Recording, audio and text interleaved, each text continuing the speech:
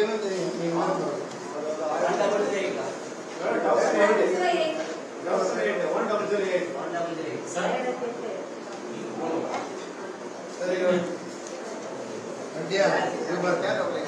Team உட்காந்து இருக்கு. ஏன் என் பொண்டாட்டி மட்டும் கூட்டு போற? ஒரு வேலை கொடுத்துக்கலாம்ல. ஏன் கேட்காம இருந்தது? நீ எப்ப பார்த்தாலும் கேம் ஆடிக்கிட்டே இருக்கு. 24 மணி நேரம் கேம் ஆடுது. பாத்தியா? தட்டிக்கிட்டே அடிக்க வேண்டியதான். நானே புதுசா எனக்கே கதவு திறக்க மாட்டேன்.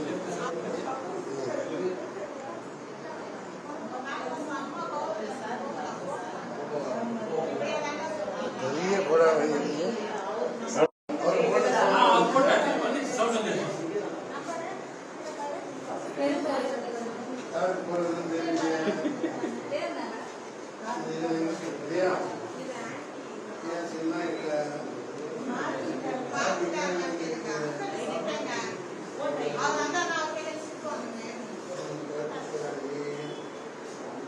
அப்ப என்ன பண்ணணும்னா, இந்த மத்திய அரசு 100% வாக்குப்பதிவு 100% வாக்குப்பதிவுன்னு ஒரு 1 லட்சம் கோடி நாசமாக்கியிருக்காங்க. அந்த பணத்தை எல்லாம் எடுத்து ஏழைகளுக்கு ஒரு அக்கௌண்ட்ல 1 லட்ச ரூபா போட்டா எல்லாம் ஓட்டு போட வருவாங்க.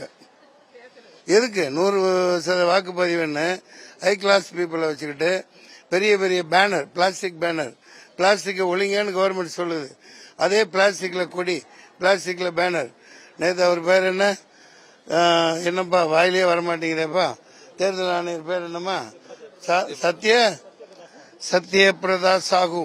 கூலிங் கிளாஸ் கண்ணாடி போட்டுக்கிட்டு பீச்சில் ஒரு 10 லட்ச ரூபா செலவு பண்ணி சேரெல்லாம் போட்டு ஹை கிளாஸ் பீப்புளை உட்கார வச்சுக்கிட்டு ஒரு மிகப்பெரிய இது கொடுக்குறாரு.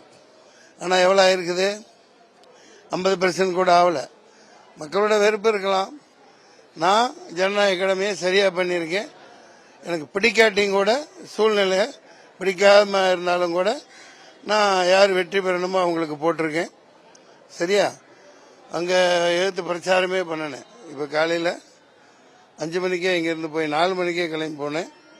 டிஸ்சார்ஜ் 11 மணிக்கு ஆனேன் நைட்டு. நான் அது இன்னும் 2 நாள் ரெஸ்ட் எடுக்க சொன்னாங்க. அது பரவாயில்லன்ட்டு டிப்ஸை பிடிங்க. அது பரவாயில்ல, ஃபுட் பாய்சன் தான். அது தவிர விஷம் கொடுத்துட்டான மாதிரி போட்டாங்க. நான் எங்கேயுமே அறிக்கையை விடலை. என்னோட பிஆர்ஓக்கு பெட்டில் இருந்துட்டு பேசி அனுப்பிச்சேன். தவிர அறிக்கைன்ட்டாங்க.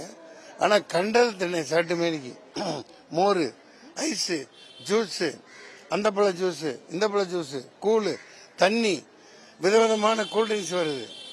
இந்த மஞ்சள் கலரில், ஊதா, வெயிலில் எல்லாத்தையும் உள்ளே போட்டோன்னா கோக்கு மாக்க ஏதோ ஒன்று ஆயிடுச்சு. யாரையும் மக்கள் மேலே குறை சொல்ல முடியாது. பயங்கர வலி வந்துருச்சு. அப்படியே தலை சுத்துச்சு. பரவாயில்ல, இந்த மத்திய பார்த்து இங்கே பேசக்கூடாது இல்லையா? அரசியல் பேசக்கூடாது. ஆமா, இப்ப இதே எதிர்நிலை ஆம்பூர்ல நிலவுது. ஆம்பூர்ல அந்த ஒரு முஸ்லீம் பள்ளி எல்லா இதுமே ரொம்ப வலியுது. 10,000 பேருக்கு மேல இப்ப கூட்டம் நிக்குது ஓட்டு போட. ஆனா அவங்க வேற இப்போதைக்கு 600 700 தான் போலிங் ஒன்னு காட்டியிருக்கு. அப்ப 300 ஆச்சு. இப்ப அதிகமான மக்கள் அங்க ஜும்மா வேற வெள்ளிக்கிழமையா இருக்கனால தொழுகை எல்லாம் நின்றுட்டு நிக்கிறாங்க. அதை வேண்டுகோள் விடுத்துட்டு வந்தேன். 6 மணிக்குள்ள அனைத்து மக்களும் எத்தனை பேர் வந்தாலும் நைட்டு 12 மணி ஆனாலும் அவங்கள போட விட்டு தான் அனுப்பணும்னு சொல்லியிருக்கேன். இங்க வெயில் காரணமா இருக்கலாம், மக்கள் ஆட்சியாளர்கள் மேல் வெறுப்பின் காரணமா இருக்கலாம். அது வருந்தத்தக்க விஷயம். அதே நேரத்தில் இந்த தேர்தல், இந்த ஓட்டு மெஷின் மேல நம்பிக்கை இல்லாத இருக்கலாம்.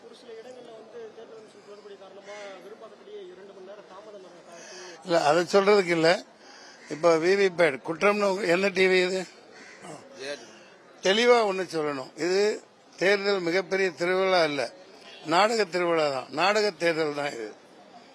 இதுல இவங்க இன்னைக்கு காலையிலும் நேற்றும் பாத்தீங்கன்னா தேர்தல் ஆணையம் இது எனக்கு பேச உரிமை இருக்கு முழுக்க, இது ரொம்ப பாதுகாப்பானது, இது ரொம்ப ரொம்ப சேஃப்டியானதுன்னு சொல்லிட்டு இந்த மெஷினை பத்தி சொல்றாங்க.